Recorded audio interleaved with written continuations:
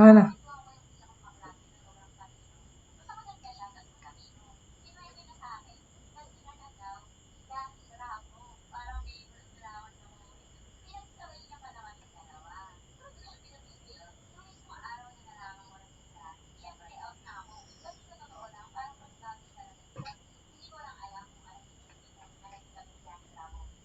Hello, ma'am. Good evening po. Ito po yung Good report evening po. namin. Ito po yung report namin. Recognizing antecedents of pronouns. A pronoun is closely related to the noun it replaces. The noun that pronoun replaces has a special name. It is called the antecedent. In grammar, an antecedent is a word that another word refers back to. That word is technically called a proform, and while English allows for a type of antecedent based on many parts of speech, such as proverbs and proadverbs, it it's more it is far more common for a pronoun to refer to an antecedent. Ang example ng antecedent is Sheena finished her homework.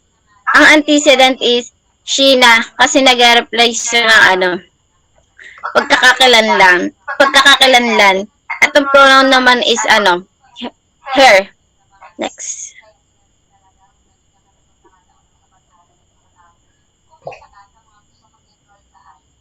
Example of antecedent.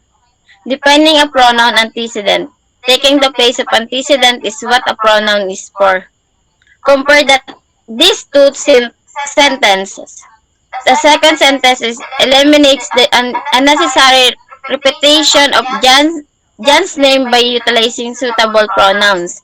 When John comes inside, John will dry up with John's towel in John's bathroom. When John comes inside, he will dry up with his towel and with his bathroom. Next.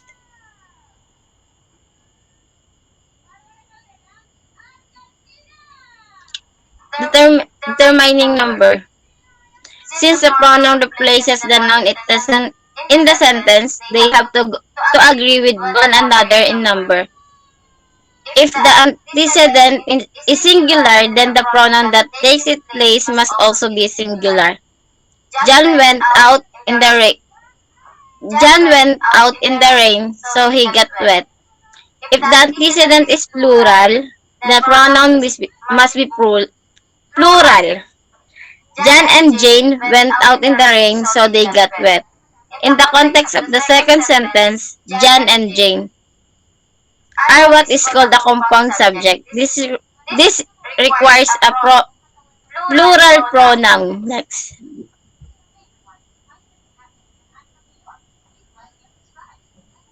Singular and indefinite pronouns. The following indefinite pronouns are singular. As such, they need a singular pronoun. Anybody, anyone, anything, each, and either. Hindi ko masyado makita yung plural indefinite pronouns.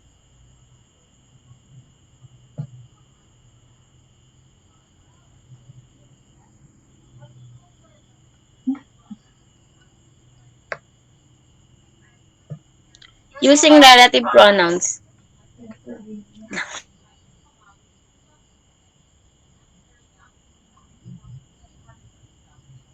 Lita mo konti yung Putol talaga yung nasa baba. Hindi ko masyadong kita yung nasa baba. Putol po yung nasa baba. Next na.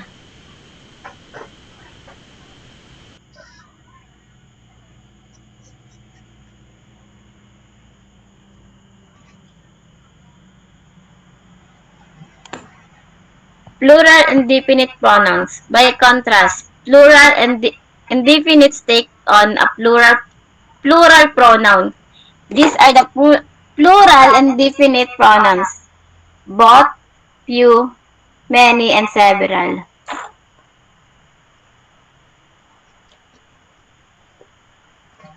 preposition phrases. Finally, an indefinite pronoun may be modified by a prepositional phrase. In such a case, the object of the phrase determines the agreement between the pronoun and in and its antecedent. This special indefinite pronoun include all, any, most, none, some. Look at these two sentences. Most of the flour fell out of its canister. Ca- Canister. Many of the gems have lost their shine.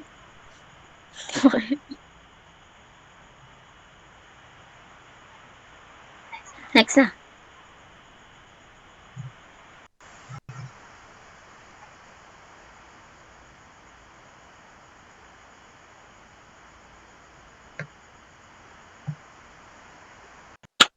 Personal pronouns. Next.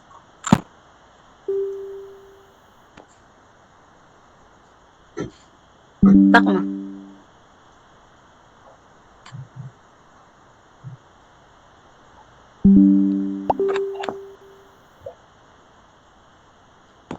Personal pronouns. The pronouns used most often are personal pronouns. Personal pronouns refers to person speaking, the person spoken to or the person, place, or thing spoken about. A personal pronoun is a short word we use as simple substitute for the proper name of the person. Each of the English personal pronouns show us the grammatical person, gender, number, and case of the noun it replaces. I, you, he, she, it, we, they, me, him, her, us, and them are all personal pronouns.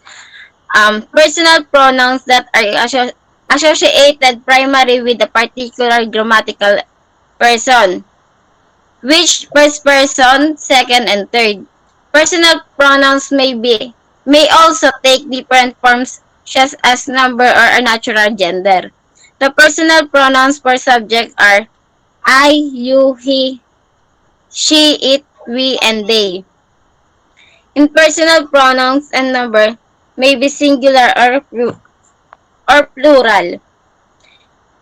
First person and second person is you, or in a third person is he.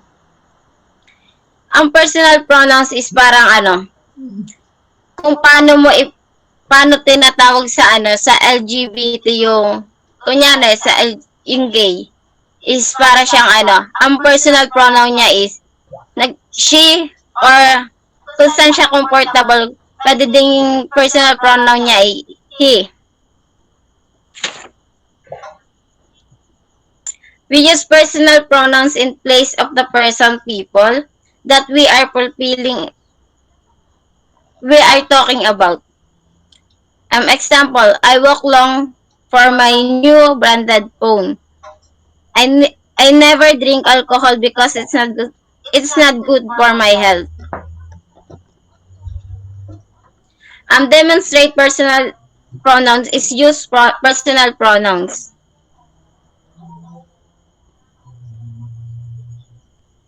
Next na.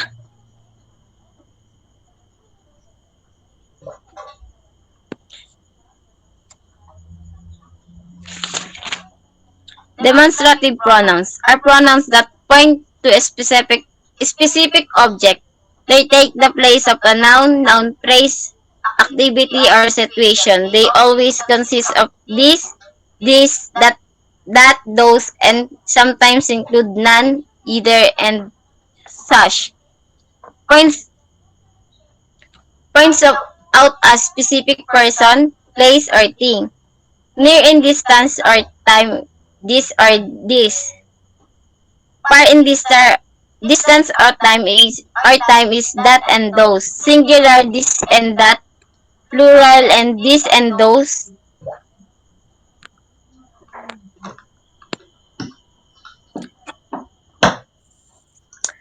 Do not confuse demonstrative pronoun with demonstrative adjectives. They they are identical but the demonstrative pronoun stands alone, while a demonstrative adjectives qualifies sa noun. Example ng demonstrative pronoun that stand alone is I appreciated this, and this tastes smell really good. Ang demonstrative adjective is nag-i-stand sa qualified ng noun. Example is I really use this I really use this sheet, personal pronoun. An example is those painting created beautiful. Next na.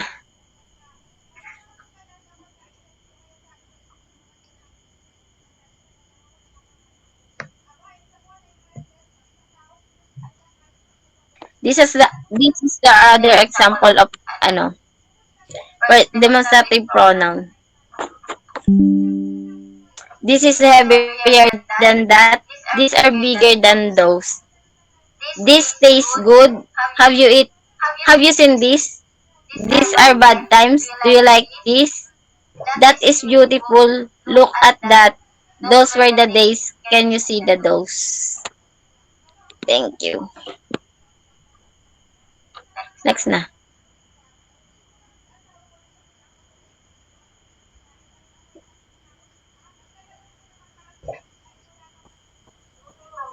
Using relative pronouns. Begin sa subordinate clause and connect it to the idea in the same sentence. Ang isang pronouns daw po ay nagsisimula ng isang subordinate na sugnay o at nag-uugnay nito sa mga idea. Parehong pangungusap. Halimbawa, si Sheila na isang guro ay nagtatrabaho rin bilang isang social worker. Connect si Sheila. At ito naman ang mga halimbawa ng paggamit ng isang subordinate clauses. Yan, that, which, who, whom, whose. Then ay yung independent clauses, yung mga iba't ibang uri na ang mas dyan ng focus din ng subordinate clauses kasi yan yung related sa mga pronouns. So next po. And using interrogative pronouns is used to begin a question. Ito ay ginagamit upang simulan ng isang katanungan. Halimbawa, what kind of music do you want to dance to? Anong uri ng musika ang gusto mong sayawan? Then, next po. Ay, yun na pala ako. Nilang po, sumamit po.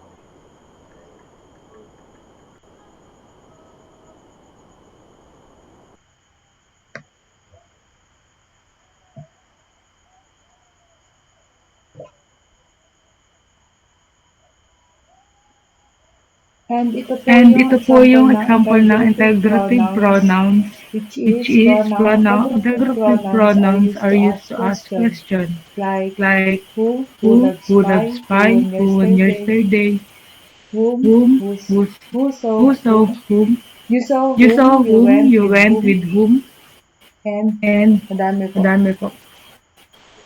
And using indefinite pronouns refers to people, places, or things, often without specifying which one. Kumbaga po, hindi po tiyak yung panghalip na tumutukoy sa anumang lugar, bagay, pangalan, or halaga. Ito po yung mga example ng indefinite pronouns, singular, another, anybody, anyone, anything, each, either, everybody, everyone, everything. Pag plural naman po is both, few, many, others, several, singular or plural, all, any, more, most, none, some.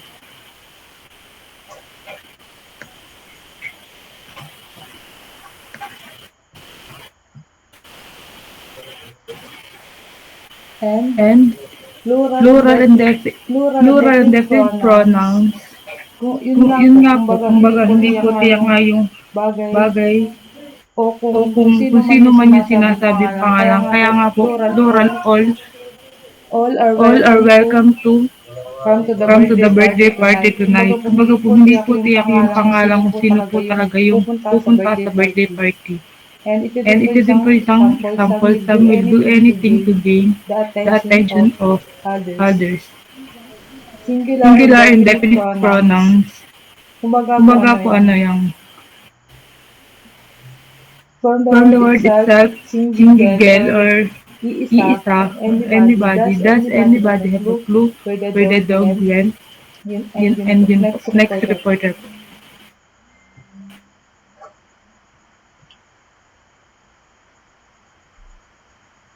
Lesson 15. Verbs, action verbs using transitive verbs, using intransitive verbs. Yan po yung mga kasama sa verbs. Pa-next po.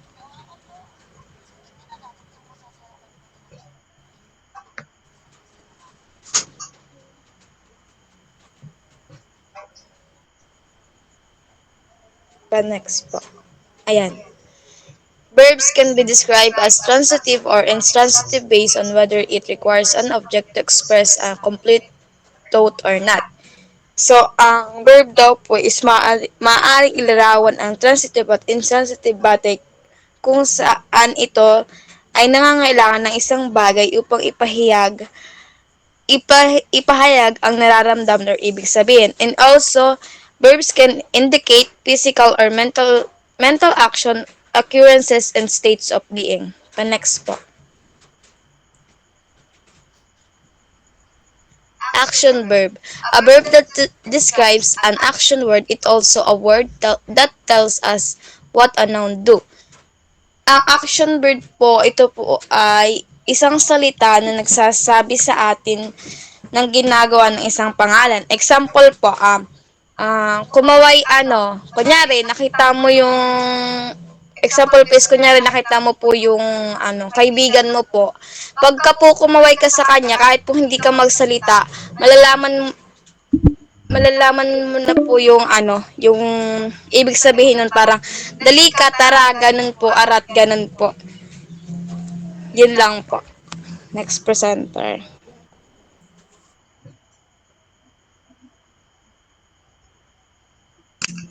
So, ang example po ng sa action verb is, Ethan walked to school, walk tells us what Ethan was doing. Other, John paints the wall. The subject is Judd, so the action verb is paint. So, makikita po natin dito na ang salitang kilos is, or yung action verb is, which is yung word na walk.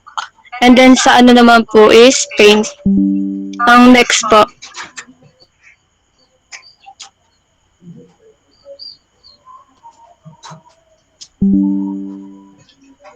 Transitive verb is followed by a direct object that received the action of the verb. In other words, the action was done to someone or something. Subject plus action verb plus object. So, ang transitive verbs naman daw po is, ito ay isang action na may direct object. So, kapag sinabi nating direct object, ito ay isang noun or pronoun na nakaka-receive ng isang action sa isang sentence. So, for example po, next po yung example.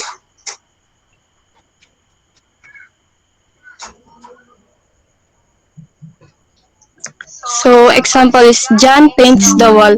Paint is the transitive verb, wall is the object in the sentence that is receiving the action of the verb.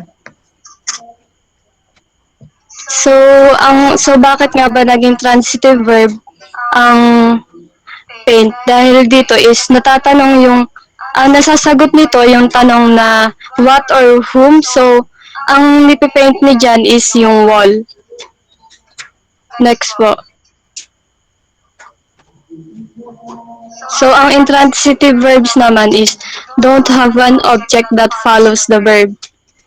Subject plus action verb plus preposition phrase.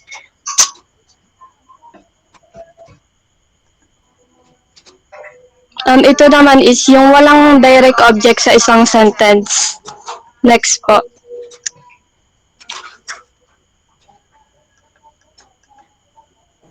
Next reporter na po. The prepositional phrase is a group of words consisting of preposition, object, and modifier. Preposition words that shows a connection or relation between other words in a sentence. Object, a noun or pronoun after the preposition. Modifier, word or words that describes or modify the object. Examples of prepositional phrase. At school. At is the preposition, school is the object. Before the game. Before is the preposition, the which modifies the game which is the object. Many prepositions are short words like at, in, from, by, and for. Many prepositions are also long words. Example is between, underneath. Also, many prepositions are made up of more than one word. For example, is along with, because of, and instead of. Next.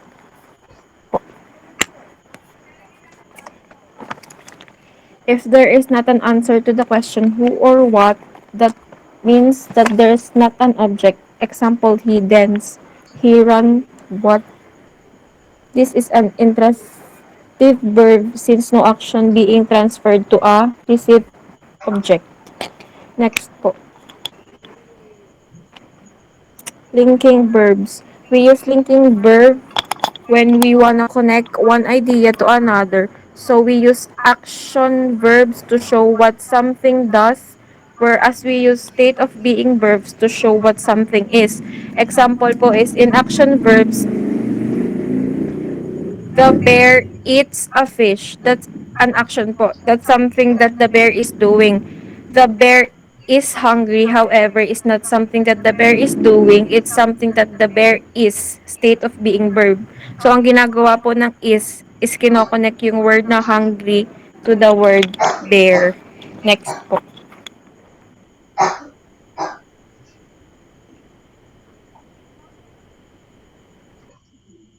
Next reporter na po. Next slide.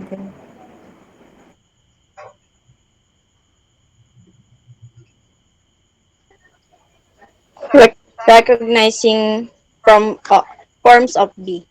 Mostly commonly used link verb also considered as true linking verb. A linking verb is a verb that not show action, instead it connects the subject to other parts of the sentence. A linking verb also gives information on the state or condition of the subject. Some commonly used linking verb is, are, was, has, will have been, and shall. Next nga.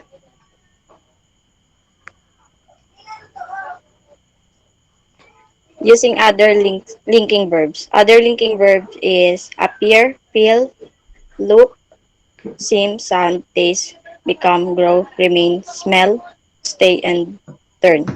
Ang verb na ito ay kadalasang nagsaset up ng parehong ugnayan sa pagitan ng mga salita gaya ng linking verb na be.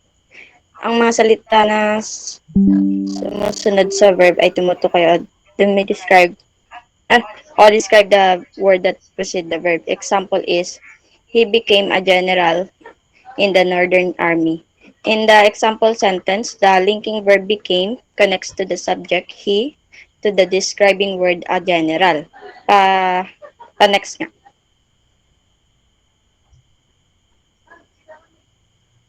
Next nga. Distinguishing between action and linking verbs. Upang makita kung ang isang verb ay isang linking verb o ay, kailangan palitan yung am, is, are para sa verb.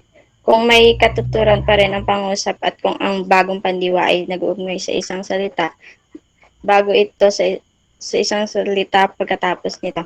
Kung gayon, ang original na verb ay isang linking verb. In order to tell the difference, you have to pay attention to how each type of verb in use in a sentence. Linking verb are used for description, whereas action verbs tell you what something is doing. Yun lang.